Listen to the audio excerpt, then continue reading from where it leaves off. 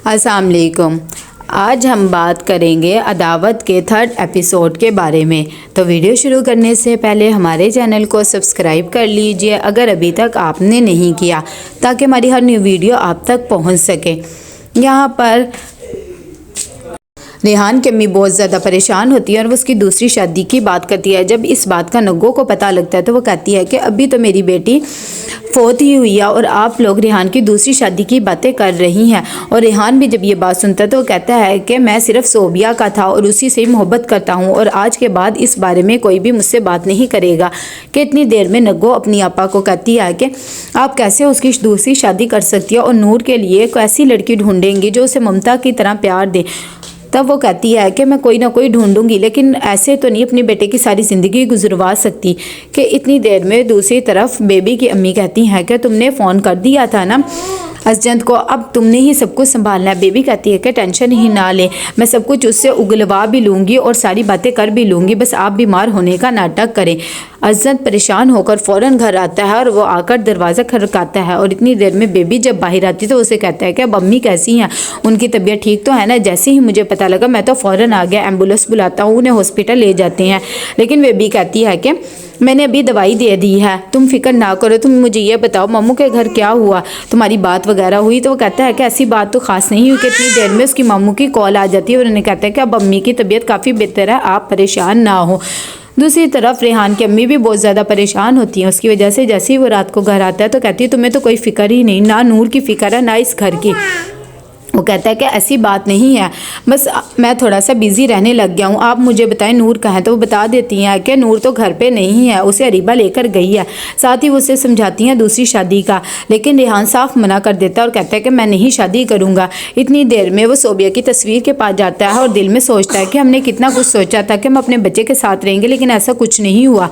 कि मारिया भागी भागी आती है और रेहान को आके बताती है कि अम्मी की तबीयत बहुत ज़्यादा ख़राब हो गई है। वो फ़ौरन उन्हें हॉस्पिटल लेकर जाते हैं और उनकी तबीयत बहुत ब्लड प्रेशर हाई हो गया होता है। नगो भी वहाँ पर आ जाती है और आकर रेहान को कहती है कि आपा को क्या हो गया है, मेरी एक ही तो बहन है। रेहान भी परेशान होता है। वो कहती हैं कि उनका बहुत ज़्यादा ख्याल रखना चाहिए, वो कोई ना कोई टेंशन ले रही है। रेहान भी यही कहता है कि डॉक्टर्स ने भी यही कहा, उनका बीपी बहुत ज़्यादा हाई हो गया है, उनके लिए अगले 24 घंटे बहुत क्रिटिकल है, बस दुआ ही करनी पड़ेगी। यहाँ पर मारिया भी बहुत ज़्यादा परेशान होती है। वो रीबा को कहती है हमारे घर को तो नज़र ही लग गई है। कि इतनी देर में मारिया को कॉल आ जाती है रेहान की और वो बता देता है कि अब अम्मी की तबीयत खतरे से बाहर और उन्हें होश आ गया है। ये बात मारिया बताती है अरीबा को और वो भी बहुत ज़्यादा खुश हो जाती है। दूसरी तरफ बेबी की अम्मी से कहती हैं कि असजद ने तुम्हें सब कुछ बता दिया ना, क्या बना। बेबी कहती है कि हाँ बता तो दिया था, वैसे भी वो तो शादी के लिए बहुत ही ज़्यादा उतावला है, लेकिन आप भी साफ मना कर देना, कोई ज़रूरत नहीं है। उसकी अम्मी भी कहती हैं कि ठीक है। साथ ही बेबी कहती है कि मुझे तो लगता है कि अगर असजद की शादी हो जाएगी आपको मेरे लिए प्यार ही नहीं रहेगा। उसकी अम्मी कहती है ऐसी बात नहीं है। दूसरी तरफ रेहान की अम्मी को अभी बेहोश ही होती हैं तो रेहान बहुत ज़्यादा परेशान होता है। जैसे ही उन्हें होश आती है तो वो कहता है कि आप परेशान ना हो। नगो भी यही कहती है कि आपा आपको आराम की ज़रूरत है। वो कहती है मैंने तुम लोग को भी टेंशन दे दी है। रेहान कहता है कि अम्मी आपने हमें कोई टेंशन नहीं दी है, लेकिन आप बस खामोश रहें। यहाँ पर बेबी की अम्मी उससे कहती हैं कि क्या बना है, तुमने सारी बातें उगलवा ली है ना। बेबी कहती है कि हाँ भाई वो तो शादी के लिए बहुत ज़्यादा तावला है, मैंने तो कह दिया था, लेकिन फिर भी उसकी तो कुछ समझ में नहीं आ रहा। नगो अपनी आपा के पास आती है और उनकी तबीयत के बारे में पूछती है। साथ ही अरीबा भी अपनी खाला अम्मी का बहुत ज़्यादा ख्याल रखती हैं और वो भी खुश हो जाती हैं। दूसरी तरफ यहाँ पर असजद आता है और अपनी अम्मी से कहता है कि आप इतना परेशान क्यों हो रही हैं, आप बात करें ना मामू से। उसकी अम्मी कहती हैं कि भाई मैं क्या बात करूं, उन्हें तो ख़ुद को ही फ़िक्र नहीं है और मेरी भी अब ऐसी हालत नहीं है। साथ ही वो कहता है कि अच्छा ठीक है मैं ख़ुद मामू से बात कर लूँगा और अब तो वैसे भी मैं बाहर जा रहा हूँ।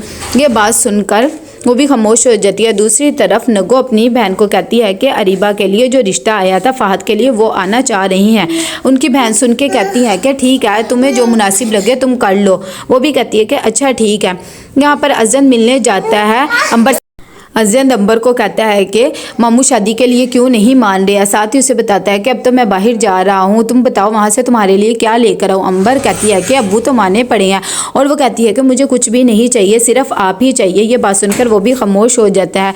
दूसरी तरफ मारिया यहाँ पर अरीबा को छेड़ रही होती है कि फ़ाद एक बहुत ही अच्छा लड़का, उसे तो घूमने फिरने का बहुत ही ज़्यादा शौक है। जब ये बातें अरीबा को पता लगती है तो वो भी खामोश हो जाती है और दिल ही दिल में खुश भी होती है। दूसरी तरफ यहाँ पर अरीबा की खाला अम्मी बहुत ज़्यादा परेशान होती है अपने घर की वजह से और वो अरीबा को कहती है सब कुछ तुमने ही संभाला हुआ है। अरीबा कहती है कि आप भी फिक्र ना करें, अम्मी ने मुझे सब कुछ संभाल दिया है। इतनी देर में रेहान ऑफिस जा रहा होता है। अरीबा उसके लिए लंच बॉक्स भी बना के लाती है और साथ ही उसे ब्रेकफास्ट भी देती है और कहती है कि गाड़ी में ही कर लेना। दूसरी तरफ बेबी यहाँ पर कहती है कि ज़ाहिर बात है मैं क्या करूँ, मेरे पास तो इतने पैसे ही नहीं होते और तुम्हें शॉपिंग का कैसे कहूँ। इज्जत कहता है कि तुम मेरी बहन हो और तुम्हारे पे मेरा बहुत ज़्यादा हक है, तुम परेशान ना हो, जो चीज़ लेनी है ले लो। साथ ही वो बेबी को शॉपिंग भी करवाता है। तो कैसे लगा आपको एपिसोड, लाइक कमेंट शेयर करके लाजमी बताइएगा। अल्लाह हाफिज़।